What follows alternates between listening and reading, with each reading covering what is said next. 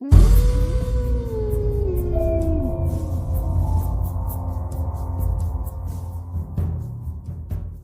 कहानी के लेखक है अविनाश खोवड़ागड़े। आज की रात करीब 10 बजे शहर से कुछ दूर एक सुनसान सड़क पर एक कार तेज गति से दौड़ रही थी, जिसमें 3 नौजवान लड़के अभी अभी शहर के किसी बड़े बार में शराब का नशा करके घर के लिए निकले थे। तीनों किसी चिंता में एकदम शांत बैठे थे। तभी सामने की लेफ्ट सीट पर बैठे राजू ने अंकित से डरी हुई आवाज में कहा, भाई अंकित, कल रात जो हुआ बहुत बुरा हुआ यार। राजू, तो यही बात मुझसे कितनी बार कह चुका है, मुझे याद नहीं, पर तू उसके बारे में ज्यादा सोच मत। जो हुआ वो बदलेगा नहीं। उस घटना को एक बुरा सपना समझकर भूल ही जाना हम तीनों के लिए बेहतर होगा। क्यों मोंटी, कुछ समझा? वैसे बताने के लिए शुक्रिया, पर ये बात तो मैं आज सुबह ही समझ गया था। बस मुझे थोड़ी चिंता इस बात की है कि उसी को लेकर तुम लोग मुझे आज दोपहर से परेशान कर रहे हो। मोंटी ने बड़े ही आसानी से यह बात बोल दी, जैसे कि कुछ हुआ ही ना हो। राजू और अंकित ने कल के मुकाबले आज थोड़ी कम पी रखी थी। हे मोंटी, ये तू बोल रहा है? कल हम कितने नशे में थे तुझे याद है? कल हमने शराब के नशे में कितनी भयंकर गलती की है, और ये सब तेरा ही प्लान था। राजू ने पश्चाताप की आवाज में कहा, छोड़ ना यार, वो देख सामने मेरा ठिकाना आ गया है। ठीक है दोस्तों, मैं चलता हूँ। अंकित, सामने रोक दे भाई। मोंटी ने बात को टालते हुए कहा। गाड़ी किसी बड़ी सी बिल्डिंग के सामने आकर रुकी। यह सिर्फ अकेली ऐसी बिल्डिंग थी जो कि सबसे ऊंची थी। बाकी आसपास तो कुछ छोटे छोटे मकान ही थे, और उनसे कुछ ही दूरी पर काली घनी झाड़ियां थी जो बड़ी ही डरावनी दिखाई दे रही थी। मोंटी गाड़ी से उतरा और अपने साथियों को गुड नाइट कहते हुए बिल्डिंग की ओर मुड़ा। इधर अंकित ने कार घुमाई और सीधे राजू के घर का रास्ता पकड़ लिया। अचानक सामने से एक काली धुआंधार परछाई आई और उनको धीमी गति से पार करते हुए पीछे की ओर कहीं गुम हो गई। राजू और अंकित दोनों ही चौंक गए कि अभी यह जस्ट क्या हुआ था। तभी गाड़ी चलाता हुआ अंकित बोला, हे राजू, शायद आज भी हमको कुछ ज्यादा ही चढ़ गई है। चल चुपचाप घर चलते हैं, मैं तुझे छोड़ देता हूँ, फिर मैं अपने घर के लिए निकलूंगा और गहरी नींद में सो जाऊंगा। ज्यादा सोचूंगा तो पागल ही हो जाऊंगा, और तू भी सीधे जाकर सो जाना, और नींद ना आए तो एक आध पैक शराब और गटक जाना, अपने आप ही नींद आ जाएगी। इतना कहकर अंकित चुपचाप गाड़ी की स्पीड दोगुनी करता हुआ स्टीयरिंग संभालने लगा। और राजू ने अपने मन में सोचा कि शायद कल रात को मैं अपने घर पर ही रुकता तो अच्छा होता। गाड़ी सुनसान रास्ते पर थी। दोनों ओर के जंगलों की तेज हवा रौ रौ करते हुए इधर से उधर भटक रही थी। कहीं से किसी पेड़ पर बैठे उल्लू के चीखने की आवाज आ रही थी। इधर मोंटी सीटी बजाता हुआ धीरे धीरे बिल्डिंग की ओर बढ़ रहा था। तभी उसके पीछे कोई दिखा। काली साड़ी, गोरा बदन और काले बिखरे लंबे बालों वाली एक डायन, जिसकी लाल लाल आंखें मोंटी की ओर भयानक गुस्से से गड़ी हुई दिखाई दे रही थी। लग रहा था मानो मोंटी ने उस औरत के साथ बहुत बुरा किया है। आगे की ओर मोंटी अपने कदम बढ़ा रहा था कि तभी उसको ऐसा लगा जैसे कोई उसका पीछा कर रहा हो। किसी के चलने की आवाज उसे आ रही थी। चलने की आवाज उसकी ओर धीरे धीरे तेज होने लगी। उसने जैसे ही पीछे मुड़कर देखा, उसे वहां कोई भी दिखाई नहीं दिया। उसे लगा शायद उसका वहम होगा। उसने सामने देखा, तभी अचानक वो डायन उसके चेहरे के एकदम करीब आ गई और डरावनी गति से गायब हो गई। मोंटी कांप उठा। वो बहुत डर गया था। डर के मारे उसके शरीर से पसीना निकलने लगा। वो सीधे एस्केलेटर की ओर भागा। वो अंदर गया और सीधे 10वें माले का बटन दबाकर डर के मारे कांपने लगा। एस्केलेटर का दरवाजा बंद हुआ और मशीन चलने लगी। कुछ फ्लैट्स बाहर करने के बाद एस्केलेटर की लाइटें जगमगाने लगी और अचानक बंद हो गई। जैसे ही उजाला हुआ, सामने वही डरावनी डायन का भयानक चेहरा दिखाई दिया। मोंटी की बोलती बंद हो गई। वह जोर से चिल्लाना चाहता था, पर उसके मुंह से एक आवाज तक नहीं निकल पा रही थी। वह बुरी तरीके से डर चुका था। तभी अंधेरा हो गया। मोंटी ने जैसे ही अपनी आंखें बंद की, उजाला हो गया। उसने सामने देखा, उसे वो दिखाई नहीं दी। 10वां माला आ चुका था। हाथों से अपने चेहरे का पसीना पोंछते हुए उसने ऊपर देखा। वह डायन ऊपर एस्केलेटर पर लटकी हुई मोंटी की ओर डरावनी हंसी में देखे जा रही थी। एस्केलेटर का दरवाजा पूरा खुलने को ही था कि मोंटी तुरंत ही वहां से भाग निकला और अपने रूम की चाबी जेब से निकालकर अपने दरवाजे पर आ गया। उसने लॉक खोला, दरवाजा बंद किया और सीधे अपने बिस्तर की ओर पलायन किया। उसने बिस्तर से चादर उठाया और अपने पूरे शरीर को उस चादर से बिस्तर में छिपा लिया। वो डर के मारे कांप रहा था कि तभी अचानक किसी ने पैरों की ओर से चादर को खींचा। मोंटी की हालत खराब हो गई। डर के मारे उसकी आंखें गीली हो चुकी थी। तभी उसे किसी के जोर जोर से हंसने की आवाज आने लगी। मोंटी ने बिस्तर पर बैठे बैठे सामने की दीवार पर कुछ देखा वो डायन मोंटी की ओर अपनी लाल आंखें और चेहरे की डरावनी हंसी को टिकाए धीरे धीरे दीवार से नीचे उतर रही थी। मोंटी समझ चुका था कि उसके साथ यह सब क्या और क्यों हो रहा है। उसके सामने कल रात का सारा दृश्य आने लगा। उसे लगने लगा कि उसका समय आ चुका है, अब वो नहीं बचेगा। वह जानता था कि ये डायन कौन है जो उसके साथ ऐसा कर रही है। वह डरते हुए एकटक उस दीवार से उतरती हुई डायन को शून्य की स्थिति में घूर रहा था कि तभी अचानक वो डायन मोंटी की ओर झपटी और उसे खिड़की से बाहर फेंक दिया। वह हवा में था कि तभी वो नीचे की ओर सरसरा कर गिरने लगा। बिल्डिंग के बाहरी और नीचे जमीन पर मोंटी धड़ाम से आ गिरा। उस डायन ने टूटी खिड़की से जमीन पर गिरे मोंटी को देखा और बड़ी सी हंसी में वो कहीं गायब हो गई। इधर राजू को उसके घर छोड़ अंकित अपने घर के लिए निकला। आसपास इतना सन्नाटा था कि उस सन्नाटे में उसे घुटन सी होने लगी। अकेली सड़क पर अंकित ने अपनी गाड़ी की स्पीड एकदम से बढ़ाई और सनसन करते हुए गाड़ी को भगाने लगा ताकि वो घर जल्दी पहुंच सके। उसने सोचा कि मेरा घर अभी 18 किलोमीटर की दूरी पर है, क्यों ना गाने ही सुनता चलूं तो ये भयानक सन्नाटा खत्म हो जाएगा। वो कोई पुराना सा गाना लगाने ही जा रहा था कि तभी अचानक उसकी गाड़ी से किसी के टकराने की आवाज हुई। उसे लगा कि उसने किसी को जैसे अपने गाड़ी के पहियों तले कुचल दिया हो। उसने गाड़ी को रोका और अपने दाईं ओर के दरवाजे के छोटे से आईने में पीछे झांक कर देखा। सड़क पर बेहोशी की हालत में कोई स्त्री उसे दिखाई दे रही थी। अंकित ने दरवाजा खोला और पीछे सड़क पर बड़ी उस स्त्री की ओर जाने लगा। उसकी धड़कन तेज हो गई। उसने सोचा कि अब ये मुझसे क्या हो गया। उसका शरीर कांपने लगा। उसके माथे से डर की एक लहर उमड़ रही थी। वह धीरे धीरे उस स्त्री की ओर पहुंचा। उसने उस स्त्री के कांधे को पलट कर देखा।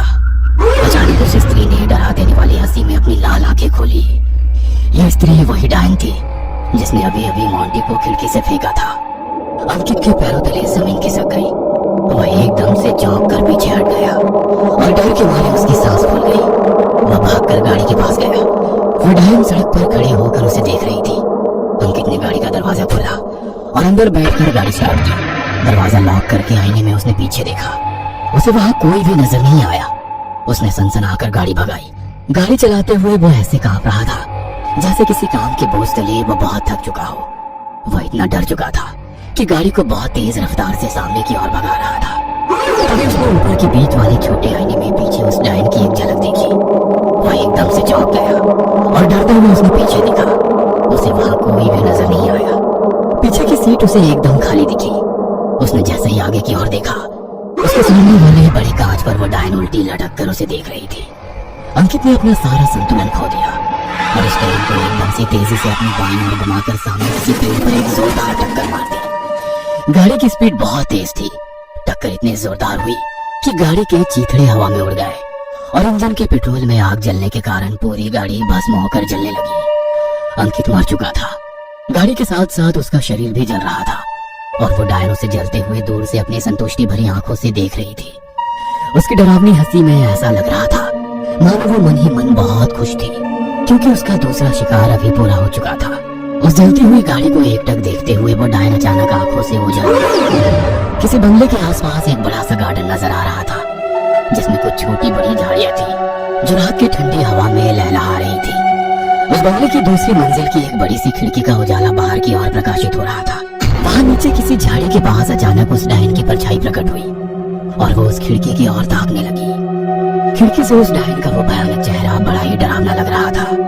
वह एक डर की ओर देखे जा रही थी कि तभी अचानक वो खिड़की के अंदर घुस गए। बाथरूम में किसी के शावर लेने की आवाज आ रही थी।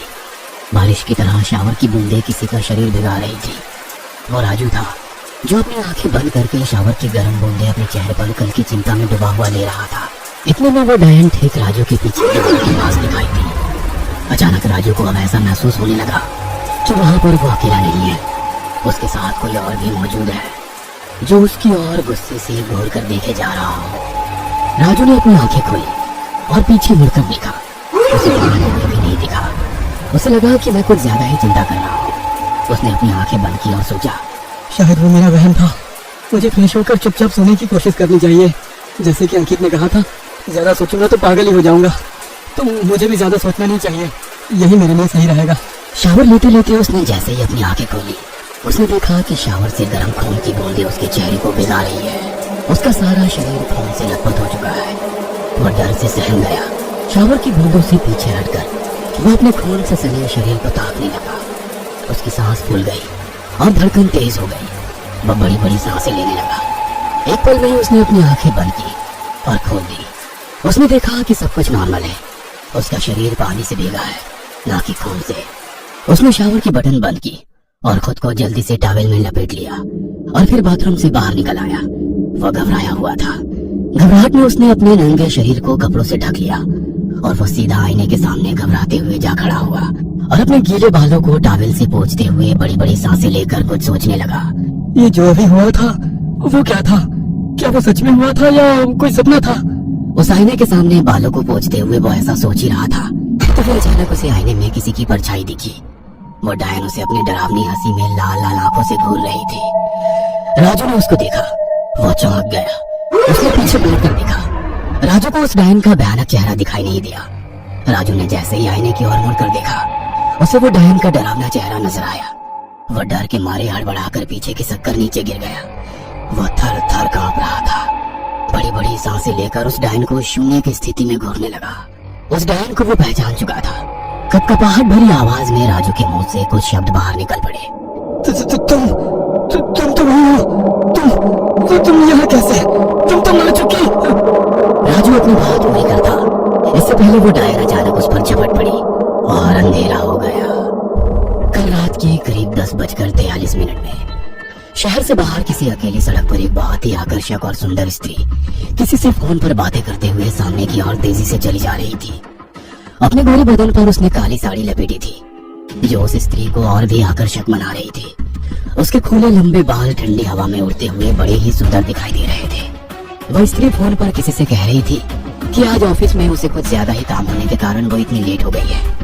उसने कहा, माँ तुम्हें चिंता करने की जरूरत नहीं है, मैं रास्ते पर ही हूँ। घर से केवल 12 मिनट की दूरी पर। रास्ता सुनसान है और बड़ा ही डरावना है। बहुत सन्नाटा भी है यहाँ, पर मैं जल्दी पहुँच जाऊंगी। कानों में हेडफोन लगाए तुमसे बात कर रही हूँ और फोन की टॉर्च भी सामने करके लगाई हूँ। तुम सो जाओ, मैं अभी फोन रख रही हूँ। 2-4 गाने सुनते हुए घर पहुँच जाऊंगी, तुम चिंता मत करो। इतना कहकर उसने कॉल की लाइन काटी और 90 के दशक का कोई पुराना हिंदी सॉन्ग सुनने लगी। गाने सुनते सुनते वो स्त्री तेजी से चलती जा रही थी ताकि घर जल्दी पहुंच सके, क्योंकि उस सड़क पर उसके अलावा कोई और नहीं था। उसने अभी तक केवल एक सॉन्ग ही सुना होगा कि तभी अचानक तेज रफ्तार से आती हुई एक कार उसके पास से होकर गुजरी और आगे जाकर रुकी। रिवर्स होकर कार पीछे की ओर आई। वह स्त्री डर गई। कार से 2 लोग उतरे और स्त्री का मुंह बंद करके उसको पकड़ा और कार के अंदर ले जाकर उसे बंद कर दिया।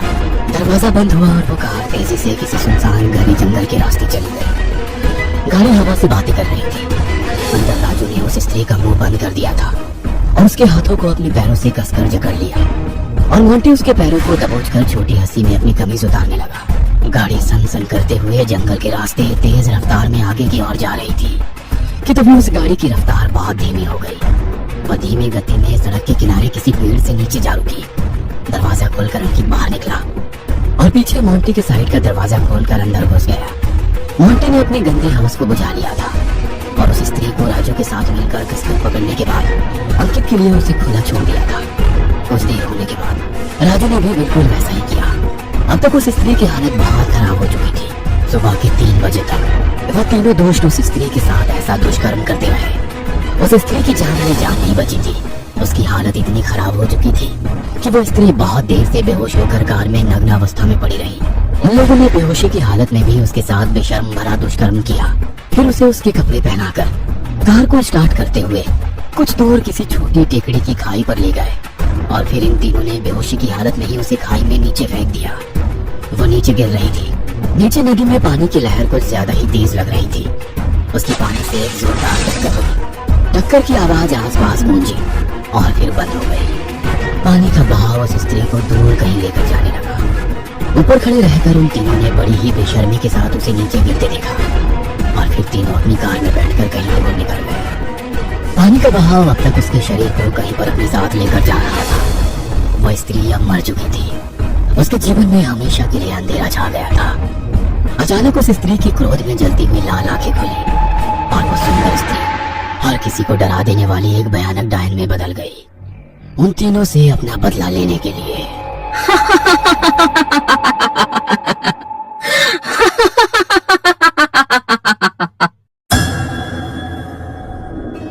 ये कहानी आपको अच्छी लगी हो तो हमें सब्सक्राइब करें, हमारा इंस्टाग्राम और फेसबुक पेज जरूर फॉलो करें। और हाँ दोस्तों, सब्सक्राइब करना भूलना मत।